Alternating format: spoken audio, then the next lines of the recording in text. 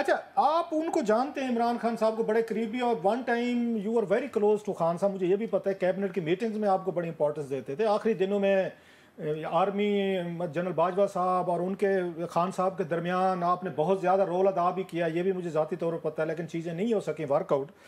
उनके आप मिजाज को जानते हैं, खान साहब को, एस्टेब्लिशमेंट के मिजाज को भी जानते हैं, आपसे बेहतर कोई नहीं समझता, आप उनके करीब हैं। आपको क्या लगता है कि खान साहब इस ऑफर पे क्या करेंगे कि जो उनको की गई है कि एक दफ़ा फिर जो उनको ऑफर हुई है, नई विंडो खुली है कि आप माफ़ी मांग लें, तो खान साहब मानेंगे या खान साहब डटे रहेंगे, डट के खड़ा है कप्तान? देखिए रऊफ साहब, ना तो ये ऐसी ऑफर है ओके, और ना ही ऐसी ऑफर वो एक्सेप्ट करेंगे। अरे खान साहब नहीं करेंगे? ना ये ऑफर है जी, ना ऐसी ऑफर को इमरान खान साहब एक्सेप्ट करेंगे। ये आपकी रीडिंग है उनके बारे में? मेरी रीडिंग नहीं है सर, मैं करता हूँ तो अल्लाह के बाद, अल्लाह बात अपनी इज्जत रखे मेरी, मैं 99.9% श्योरिटी से बात करता हूँ। ठीक। फैसल ये बताएगा, अभी असद कैसर साहब ने एक्सटेंशन के हवाले से बात की, उन्होंने कहा ये गलती थी, उसी पे आपका जो है वो रद्द अमल आया, आपने कहा ये एक तसलसल है, ये जारी रहेगा, ये कंटिन्यूएशन है, किसी का बाप भी नहीं बदल सकता। फिर अब हम देख रहे हैं आर्मी चीफ ने भी 5 से 10 साल जो है वो बात की है मुल्क की तरक्की के हवाले से, प्लानिंग के हवाले से, तो हम ये समझ लें 5-10 साल के लिए सिस्टम ऐसे ही चलेगा और फिर PTI के लिए भी 5-10 साल में कुछ नहीं बदलने वाला।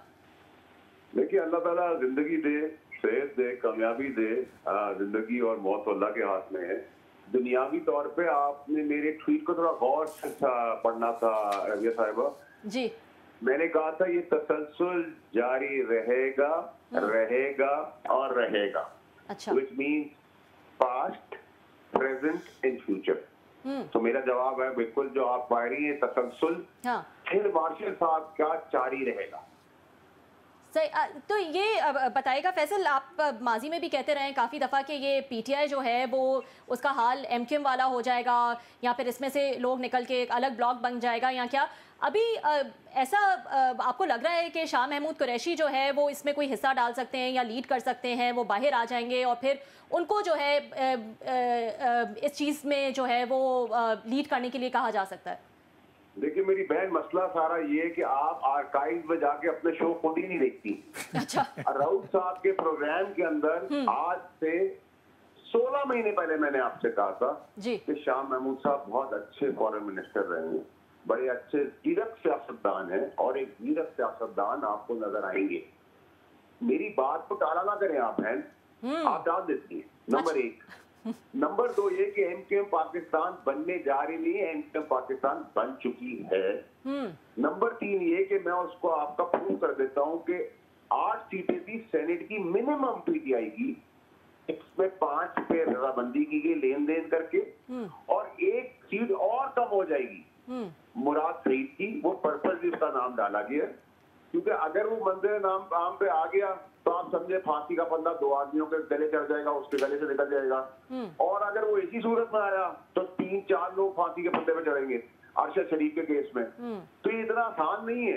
इन चीजों का आप रीड किया करें। PTI पाकिस्तान बन चुकी है, पैदा हो चुकी है, जीरक सियासतदान आपको नजर आना शुरू हो गए हैं। और आपको और मैं क्या बताऊं, अगले 20 साल की मैं आपको पेशी हुई नहीं दे सकता, अगले कई महीने और साल की तो दे चुका हूँ। अच्छा सर जी, ये आप जो मुराद सईद साहब के हवाले से आप बता रहे हैं कि वो सेनेटर हैं इस वक्त, सो वो मंजर आम पे आते हैं अगर हलफ लेने के लिए, अटेंड करने के लिए इजलास, तो आप तो कह रहे हैं कि ही मे बी अरेस्टेड। देखिए सर, वो नहीं आएंगे, क्योंकि अगर वो आ गए तो फिर फांसी का बंदा 2 आदमियों के तो गले में फिट हो जाएगा। वो कौन से 2 हैं सर? सर वो 2, एक गैर सियासी ताकतवर शख्सियत है जो जेल में, और एक सियासी शख्सियत होगी। नहीं, आप जन हमीद, ये फैज हमीद की बात कर रहे हैं, गैर सियासी तो वही जेल में है सर। सर मेरे वालिद तो है नहीं रहो भाई। अच्छा, तो मतलब ये कह रहे हैं कि जनरल फैज हमीद और मुराद सईद जो है, एक इधर रुक जाए सर। दूसरा ये कि अगर मुराद सईद साहब कॉम्प्रोमाइज करके आते हैं तो वो भी काजी से नहीं निकल सकते बाहर, क्योंकि लाहौर में मैंने आपको पुराने शोज में कहा था, कुछ हस्बे मामूल अपनी अपनी जगहों पे नजर आ जाएंगे, सरफेस पे आ जाएंगे। वो आ गए, वजूहत कोई भी हो, लेकिन वो आ गए, उनको ना छेड़ा जा रहा है, ना उनको लपेटा जा रहा है, ना उनको लटाया जा रहा है। अब हमाद की बात कर, हमाद अजहर की बात कर रहे हैं आप।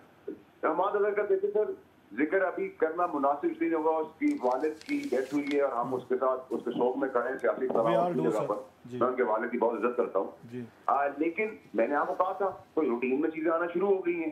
स्वाति साहब भी आप रूटीन में देख रहे हैं, आप फैसल जावेद को भी रूटीन में देख रहे हैं ना। तो मैं गलत क्या हूँ? सब मुझे आप ये बताएं, फैसल तुम यहाँ गलत थे, वावड़ा तुम यहाँ गलत थे, तुम यहाँ गलत थे।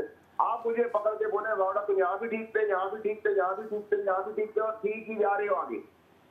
नहीं, आप कह रहे हैं फैसल जावेद भी मतलब कंप्रोमाइज हो के सेनेट में आए हैं। टिकट तो उनको पीटीआई ने दिया, इमरान खान साहब ने दिए, तो वो कहाँ से कंप्रोमाइज हुआ? फैसल जावेद मेरा कुलीग है, मेरा दोस्त है, मेरा भाई है, जैसे मेरा फवाद चौधरी दोस्त है, भाई है। सियासी इख्तलाफा अपनी जगह के ऊपर है, जुल्फी बुखारी है, दुनिया उसके खिलाफ मुखालिफ हो जाए, लेकिन मैं अपनी दोस्ती तो नहीं छुपा सकता जी। तो मैं तो जिसका दोस्ती है वो तो कमजोरी और ताकत सबके साथ ही मैं एक्सेप्ट करूंगा ना दोस्त को। उन्होंने मुझे इस तरह एक्सेप्ट किया था, बुरे वक्त में तो मैंने किसी का साथ नहीं छोड़ा जी, और थोड़ा बहुत जो कर सकता कंट्रीब्यूट वो भी किया है। तो सर ये आप जनरल फैज हमीद साहब की क्या इतलात हैं? सर आपके पास तो अंदर की सारी इतलात होती हैं, खबरें हैं, बाकी तो आप बता रहे थे कि उनके केस का कहाँ तक पहुंचा सर? सर उनके केस में आपको 45 साल इंतजार नहीं करना पड़ना पड़ेगा भुट्टो साहब की तरह। अच्छा,